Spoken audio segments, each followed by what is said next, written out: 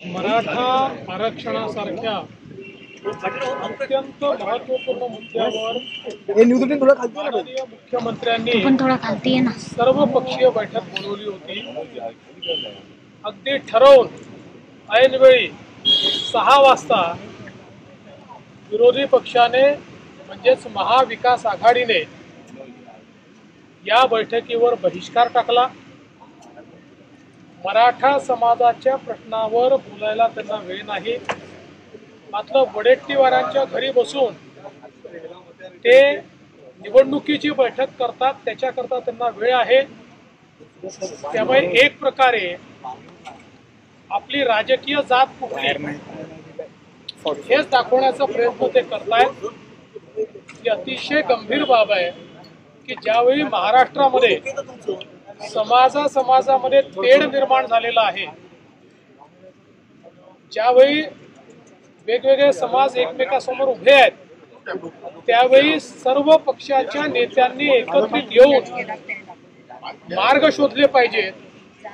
अशा प्रकारची एक परंपरा असताना केवळ राजकीय फायद्याकरता दोन्ही समाजामध्ये खोटं बोलायचं आणि आपली राजकीय पोळी भाजायची, अशा प्रकारच्या मानसिकतेतून विरोधी पक्षाने आज या बैठकीवर बहिष्कार घातला। याचा अर्थ त्यांच्याकरता कुठलाच समाज महत्त्वाचा नाही, त्यांच्याकरता सत्ता आणि निवडणुकाच महत्त्वाच्या आहेत। तथापि या ठिकाणी विविध पक्षाचे नेते आले होते, त्यांनी आपापले मुद्दे योग्य प्रकारे मांडलेले आहेत। एक लार्जर कन्सेन्सस तयार करण्याचा आमचा प्रयत्न आहे।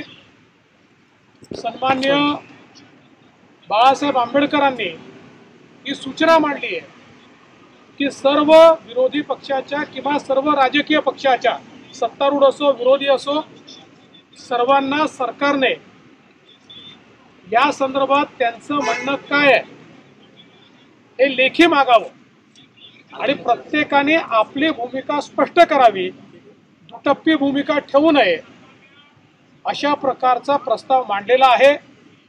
माननीय मुख्यमंत्री त्यावर योग्य प्रकारचा निर्णय घेतील।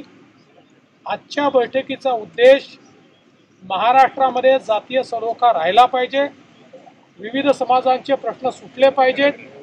मराठा आरक्षणाच्या संदर्भात, सगळ्या सोयऱ्याच्या संदर्भात जे जे काही प्रश्न उभे राहिलेले आहेत त्याच्यावर एक लार्जर कन्सेन्सस तयार होऊन आपण महाराष्ट्र शांत करावा आणि समाजांना दिलासा द्यावा, या दृष्टीने हा प्रयत्न करण्यात आला होता। मात्र त्यावर त्यांनी बहिष्कार टाकलेला आहे।